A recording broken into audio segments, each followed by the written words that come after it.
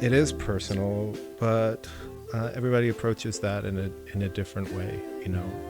I think a lot of our songs get perceived as being these real direct, straight up personal narratives, about a relationship or about an event or something like that. And for me, they're always much more complex than that, and sometimes not at all about that kind of literal relationship. Well, I don't even mean it in terms of it being between the two of you. I mean, I think some of it feels like narrative storytelling from perspective of some other party. I don't necessarily mean just between the two of you, but just in terms of the subject matter.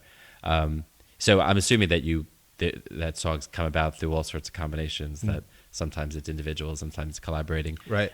Has that changed much over the years? Is it pretty similar from when you guys first started playing? I know on this record I wrote most of the songs, so it's a I don't even know quite how that happened. It just kind of happened. Huh. So I guess it does change a lot. For this record, I ended up writing so many songs, and we just kind of went with that. That's kind of where it was. Yeah, I think it is something that changes, and certainly speaking for myself as a writer, I'm always thinking about the people that I'm playing with. Mm-hmm. Like if I'm writing a song, I'm just as likely to be thinking about what Carla would sound like singing something, or what Liz would sound like singing something, or what Ruth or Jean would play on it.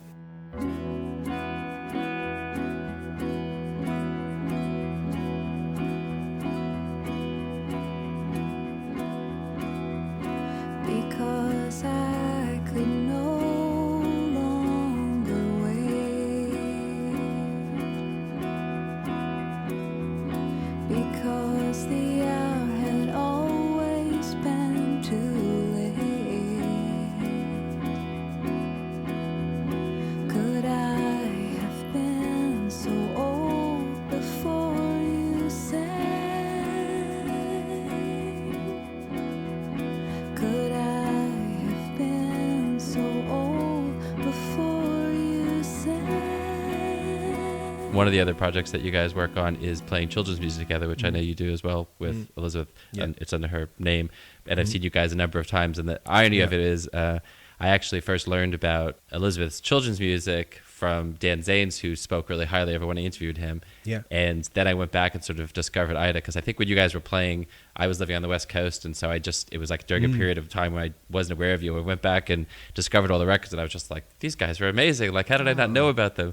And but it's interesting now. I mean, my two kids listen to those, You Are My Flower and You Are My Sunshine records, and now hearing both parts of it, it's interesting, because it's like there's something similar about kind of what's going on. I mean, I love the fact that the children's music has this great sort of calming and sort of rooted in the past, but it's a very sort of simple and calming effect, which is not what happens with most children's music these days. But in essence, it's a kind of balance to what you're doing with Ida. I mean, sort of the intensity of it, the simpleness of it, there's something, even though at first when you listen to it, you go, I can't believe this is the same, people are the same people. It's interesting. Do you think that when that first started, was there a sort of an awareness of making that leap, or was it just happen because you had children yourself and realized that there was this other audience for it, or how did that exactly come about? Well, I talked about this the other day. Actually, we did an interview the other day, and it had just dawned on me that we'd been doing children's music for as long as we'd been a band. Oh, really? And Liz used to be a kindergarten teacher around the time that we started Ida, and she would do Elizabeth Cotton songs and Woody Guthrie songs and Lead Belly songs with the kids. We made our first tape before we made the first Ida record. It was kid songs that we made with kids and collaborated with students of hers and recorded it on a 4-track and all this stuff. And we always had like a fondness for the freedom of creative range of the song. I mean, I like some of Woody Guthrie's children's music as much or more as anything else. It's like it sounds like great avant-garde art to me, And then, I think of them as being, coming from a similar kind of creative space. Like I don't think of them as being, at odds with each other at all. Yeah. And they've always kind of been there before we had kids, just because, Right. I don't know, that's just, Liz did work with children. I just like hanging out with kids and the kind of, the freedom with which they engaged, sounds and ideas and, jump into things, right. Pick up an instrument and just start wailing right. on it, or make, noises or sounds, they're all right. equal. They're all okay, you can do anything with it. And, I think that's a really exciting place to be in, from the perspective of writing or making art, Right. We were really excited, to get to keep doing it, to find out that people really liked those recordings. Uh-huh. That definitely inspired us. But I feel like now that I have a kid, I get to make music with her. It's just something that's feels very organically connected to our life. Right.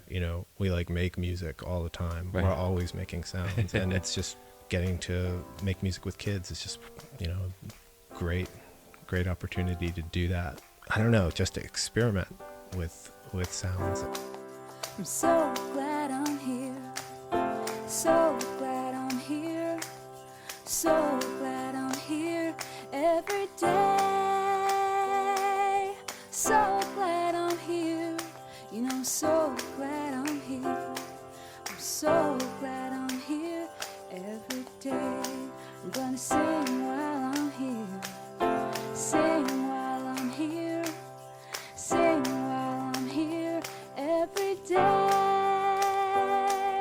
Sing while I'm here. Gonna sing while I'm here.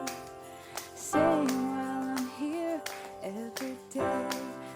Joy. We do the Ida records with Warren. We do the kids records with Warren. It's like we've got this little kind of hive, and we just lovingly delve into it. Uh-huh. It's just really fun. Is it nice to be able to switch between those audiences of playing for adults into indie rock and then playing for kids and shifting back and forth between those worlds? Oh yeah, it's completely great. I have fun playing.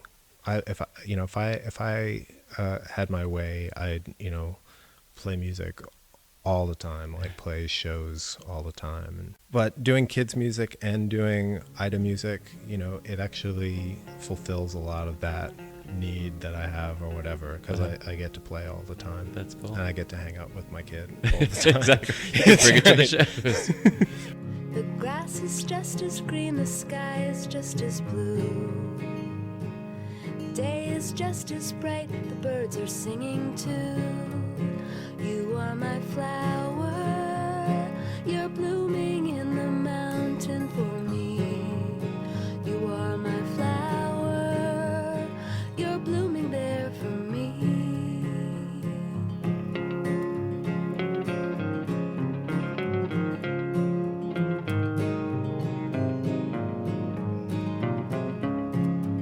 What was it like getting the last record released by Smithsonian Folkways? That was pretty amazing. It was so exciting. We, still can't believe it. We felt this kind of spiritual connection and debt, creative debt to, the records that came out on the original Folkways label. And Liz used to collect all the Folkways records and stuff. Mm-hmm. It's so exciting to get to work with them. We've also kind of gotten access to all this information. I mean, they've just got such a great library of stuff there. Sure.